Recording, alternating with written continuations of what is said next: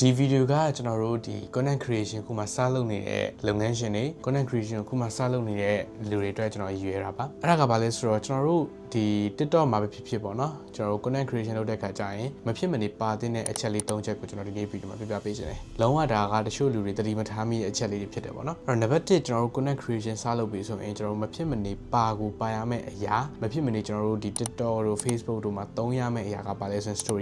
storytelling script ပေါ့နော်အဲ့တော့ script ကိုမှကျွန်တော် storytelling ပုံစံဖြစ်ဖို့လိုတယ်အဲ့တော့ storytelling ဆိုတာဘာလဲဆိုရင်ကိုယ်အကြောင်းနဲ့ပတ်သက်ပြီးတော့လူတွေကိုဆွဲဆောင်တဲ့ဟာကိုကျွန်တော်က storytelling လို့ခေါ်တယ်ကိုယ့်ရဲ့ experience တွေကိုယ့်ရဲ့တကယ်ကြုံခဲ့တဲ့အဖြစ်အပျက်တွေအဲ့ဒီຢာတွေမှာအခြေခံပြီးတော့ကျွန်တော်တို့က script နဲ့ပေါင်းလိုက်တယ်ပြီးတော့ကျွန်တော် value ထည့်လိုက်တယ်ပြီးရင်ကျွန်တော် message တွေထည့်လိုက်တယ်အဲ့ဒီ storytelling ကအရင်ကြီးကြီးတယ်အဲ့တော့ storytelling ကိုကျွန်တော်တို့ကလူတွေကကြိုက်တယ်လူတွေကဘယ်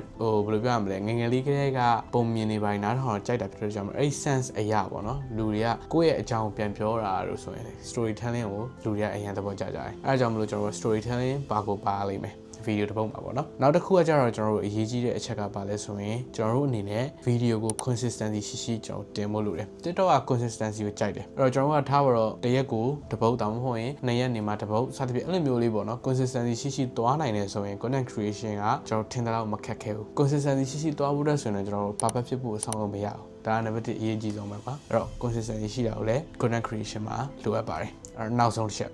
ကတော့ကျွန်တော်တို့ဘာလဲဆိုရင် authentic ဖြစ်တာကိုကြိုက်တယ်အဲ့တော့ကျွန်တော်တို့က authentic ဖြစ်တာကိုကြိုက်တယ်ဆိုတဲ့နေရာမှာပေါ့နော်တခြားလူတွေက authentic ဖြစ်တာကိုကြိုက်တယ်ဆိုတာတဲ့ကိုက authentic ဖြစ်တာကိုကြိုက်ဖို့လိုတယ်နောက်မှဆိုရင်ကျွန်တော်ကလှုပ်ပြောသလိုခံစားရတယ်လှုပ်ပြီးတော့ဖန်တီးသလိုခံစားရတယ်အဲ့တော့ကျွန်တော်က authentic ဖြစ်တာကိုပဲပို့ပြီးတော့အားပေးတယ်အဲ့ဒါကကိုယ့်ကိုရေရှည် content creation fee ပေါ့နော်ဒီ level ထဲမှာမြဲစီတယ်အဲ့ဒါကြောင့်မလို့ကျွန်တော်တို့ဖြစ်နိုင်မယ်ဆိုရင် content creation စလုပ်မယ်ဆိုရင် authentic ရှိပဲရှေ့ကိုထွက်ပြအရင်ကြီး fake မလုပ်နဲ့အရင်ကြီးသွားပြီးတော့ဘယ်လိုပြောရမလဲမလုပ်နဲ့မလုပ်ဘူးပေါ့နော်အဲ့တော့ authentic ဖြစ်ရှေ့ကိုထွက်ပြဒါပဲ